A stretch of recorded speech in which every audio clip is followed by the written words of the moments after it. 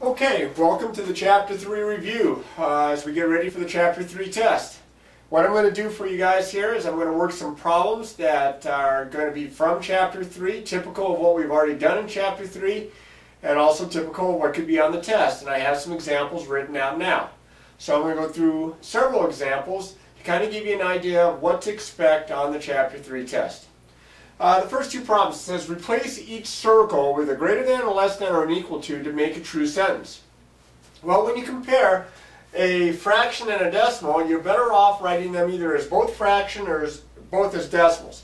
And it's easier to change them, in my opinion, it's easier to change them to decimals because you can divide as compared to putting it over the place value and simplifying. In this case, I'm going to divide 5 into 3. I'm going to get negative, because it's negative here, negative 0.6. Here this is negative 0.75. Now they're negative, so remember, the bigger it looks, the smaller it actually is. This has more tens than that, and because it's negative, this is smaller than this. So this would be filled in with a greater than sign. Over here to the right, there's a little faster way. You can get common denominators and then compare the numerators, or you can use cross products. You can multiply these two numbers together. 4 times 5 is 45. Now these are positives. And 12 times 4 is 48. Because 45 is smaller than 48, 5 twelfths is smaller than 4 ninths. This next example is also comparing, but they want you to put this list of numbers in order from least to greatest. Now in this case, I think it's better off comparing them as decimals. Now that would involve at least 3 divisions to change these 3 fractions into decimals. 3 goes into 4, it turns out to be 1.33, and the 3's repeat. This is negative 1/6, this is negative 0.166, and the 6's repeat. And this, of course, is 0.75, most of you have that one memorized. Now I'm going to put them in order from least to greatest, so the negative numbers go first, and that'd be these two. Well, what's smaller? This one is smaller. It looks bigger, but remember these are negatives, so it's kind of the opposite of how it looks. This would go first, so I'd have negative 0.2, and I'll cross that one out. And then negative 1/6, and I'll cross that out. And then I have 3 numbers that are all positive. This number is smaller than 1. These 2 numbers are bigger than 1, so this one next. So this was 3/4. And then we compare these two. This is 1.3. This is 1.2. You can see this is bigger. So this one comes next. 1.2. And then this one, which was 4/3 in fraction form. I cross them out so I don't get confused or make a mistake and omit one or do one twice. Down here, arithmetic with rational numbers, which we talked a little bit about in section 2. Here I have a couple of decimals. I'm adding a negative and a positive, so you actually treat them as if they were positive, and subtract. Now notice how I line up my decimal places. Decimal points are lined up. Decimal point comes straight down here. So this is 3. This is 8, and 13 minus 6 is 7. I have more negative and positive, so my answer is negative 7.83, or negative 7 83/100ths. Over here to the right, I have fractions. I have a subtracting negative that's going to be a problem here, so I'll change this to adding the opposite. This is adding the opposite. And so I'm adding 3 numbers now, 3 fractions. My common denominator would be 18. So I'm going to rewrite each one of these to have a denominator of 18. 18 is the smallest number that 3, 9, and 6 all divide into evenly. To make this into an 18, you'd have to multiply by 6, so the top by 6 gives me a negative 12. Here you'd have to multiply by 2, so the top by 2 gives me 8. And here you'd have to multiply by 3 to get an 18, so the top by 3 gives me 3. I'll add the 2 numbers that are positive first. That's 11. Negative 12 and 11 would be negative 1. And this is all over 18, or negative 1/18. All right, let's try some more here. Let me clear this off. Give me a second. Here are some more. Evaluate each expression if p is equal to 0.75, q is equal to negative 1.6, and r is equal to 0.8. All right, down to problem number 6 here. I'm going to substitute the values in. I get 0.8 plus 2.1 minus q, which is a negative 1.6. Now, I catch myself saying this all the time, 0.8, 2.1, negative 1.6, just for the convenience of it. This is properly read 8/10. This is 2 and 1/10. This is negative 1 and 6/10. It's just easier to say it the other way. Subtracting a negative is never good. I'm going to change that to adding the opposite. And I have three positive numbers that I'm going to have to add. 0.8, 2.1, 1.6. I'm going to add them up. That's 9, 15, carry 1, looks like 4.5. That was nice. Once I changed the subtraction to adding the opposite, it came out that all the numbers were positive. Probably not going to happen over here. P is 0.75, Q is negative 1.6, and then minus a negative 0.7. Well, there's not much I can do with this negative, but subtracting a negative again is like adding the opposite. So I'm going to add these two numbers first because they're both positive, and then I'll combine it with the negative 1.6. 0.75 and 0.7, if it helps, put a little 0 there for a placeholder. Carry 1, I get 1.45. Now I'm going to combine that with a negative 1.6. You're adding a positive and a negative, so you subtract. I'm going to line them up. We'll scratch work over here. 1.6, 1.45. I definitely want to put a 0 here as a placeholder so that I can borrow. And that's 5, and that's 1, and that's 0. I have more negative than positive, so my answer is negative 0.15.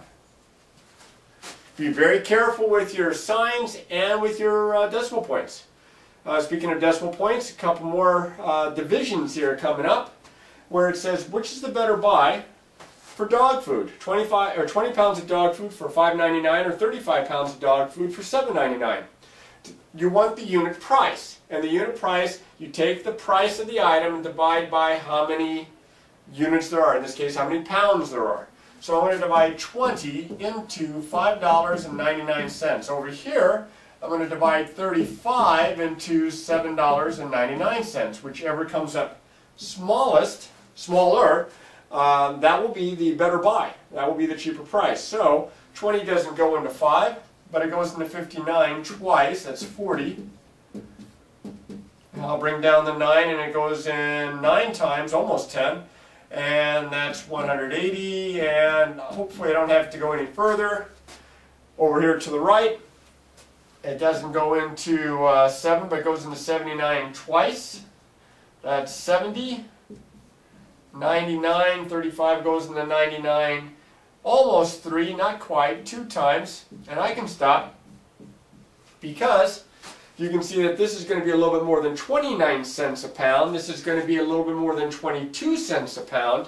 So this is the cheaper one, and this is the better buy right here. 35 pounds for $7.99. Down here I'm going to kind of do 4 problems in one. I've got one set of data, and I'm asking to find the mean, the median, the mode, and the range. My suggestion would be put them in order from least to greatest.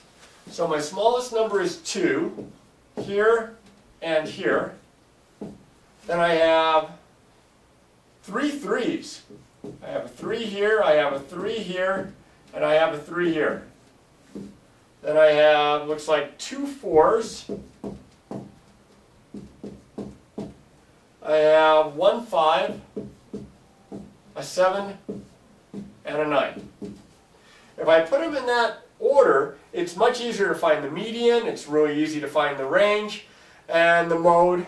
The mean's the only one that's going to take any work at all. So we'll do the mean first. I have to add up my numbers and divide by how many there are.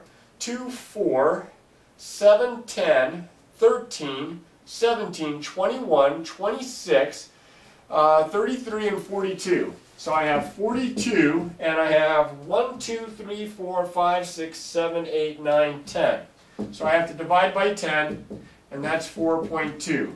So my mean is 4.2. Well, my median would be the one in the middle, so I'll work my way backward here. Oh, I have 2 in the middle, a 3 and a 4. Well, when there's 2 in the middle, remember you take the average. So the median would be the average of 3 and 4, or 3.5. Add them up, divide by 2. The mode is the one that occurs most often, and as you can see, 3 occurs most often. The 2 and the 4 are repeated, but they're only used twice. Here, this is used 3 times. So my mode is 3, and my range is the largest value, which is 9, minus the smallest value, which is 2. So I'm going to put it up here because I'm not sure you can see the very bottom of the screen. My range is 9 minus 2, or 7. And that was the bit of statistics that we did. Alright, now I'm going to clear this off and work some problems involving equations. Give me just a second. Okay, one more before we get to the equations. Joe scored 85, 88, and 89 on his first 3 tests. What must he score on his next test to raise his test average to 90? There's a couple ways to approach this problem, but I'm going to show you the easiest way. I'm going to look at the 3 scores that he has. He has an 85, he has an 88, he has an 89, and he's going to take one more test, and we want to average a 90.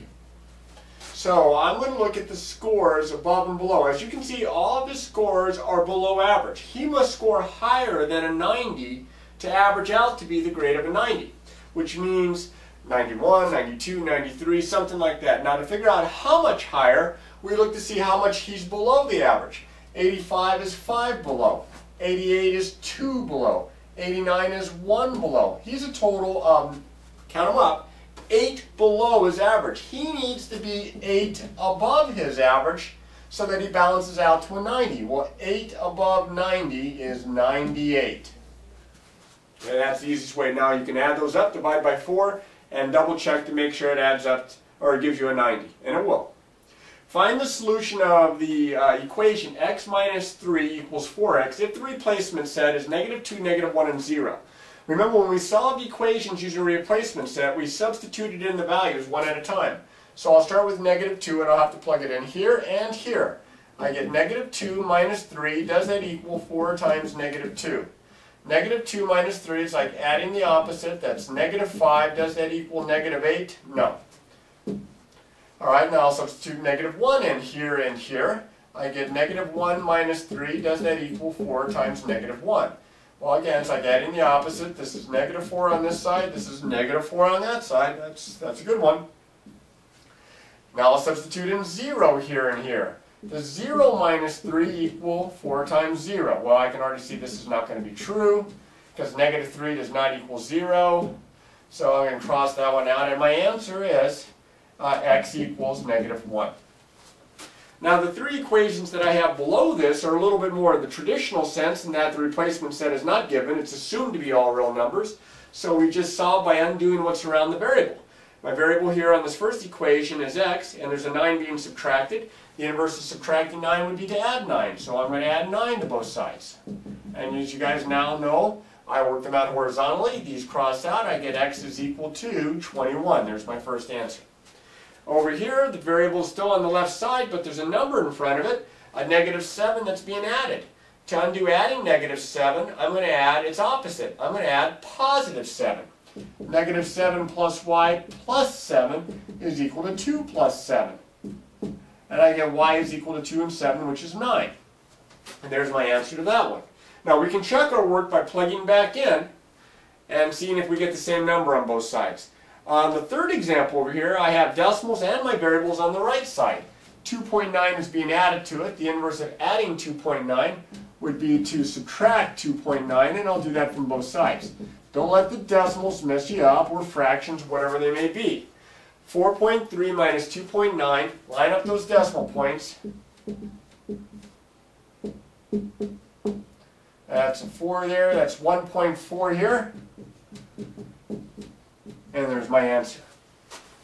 Alright, just a few more things. We still have to talk about absolute value, and then we'll wrap it up. Alright, so give me a second to clear this off. Okay, a couple more equations. This one has fractions, and don't let that bother you. But this minus a negative, I'm going to change that to x plus a positive 7/10 equals -4/5. It's one of the few times I take an extra step to rewrite it. Now, there's a variable on the left, 7/10 is being added to it, so I'm going to subtract 7/10 from both sides. These are going to cancel out and I get x equals. Now, I have a little trouble here. I have a negative 4/5 minus 7/10. I need a common denominator, which would be 10. So, 10 here, 10 here. Times 2, that would be an 8. This stays the same, this stays the same. So I have negative 8 minus 7. Remember, that's the same as adding the opposite. Negative 8 plus negative 7 is negative 15 over 10. Now that's an improper fraction. I'm going to change that into a proper fraction. I'm going to divide 10 in that. It goes in negative 1 and 5/10, 5 left over. Or better yet, negative 1 and 1/2. So negative 1 and 1/2 is what goes there. And there's my answer. The messiest part about that was not the algebra, it was the arithmetic. Be very careful. Over here, I have an absolute value. When you have an absolute value, make sure that the absolute value expression is isolated on one side. I usually put it on the left side. Even if it's on the right, I'll flip the sides around. But I'm going to go ahead and be able to start this one because it's isolated and because it's equal to a positive. Remember, absolute value can't be negative. Now the stuff inside, whose absolute value we're taking, has to be 5. So that means the stuff inside could be positive or negative because we're taking the absolute value of it. And what two numbers have an absolute value that's 5? 5 and negative 5. So this expression right in here, x minus 2, is either equal to 5 or x minus 2 is equal to negative 5. I'll solve these two simple equations. I'll add 2. And I get x is equal to 7. Over here, I'll add 2. Careful with your negative. And I get x is negative 3, which we could write like this, or you may remember I also mentioned you could put it in the braces and write it as a solution set. Alright, now, I only did about 13 examples altogether, although some had more than one part. There are 20 problems on your test. That doesn't mean that I've skipped stuff, it just means that I didn't do a lot of repetition. You might have 2 problems like this, or 3 problems like this. You might have another problem that's like this. They're not the same problems, but they are somewhat similar. So if you look through these problems very thoroughly, make sure you understand the steps, even take some notes, then you should be ready to take the test on this material. Alright, so before you take it though, remember, practice, practice, practice.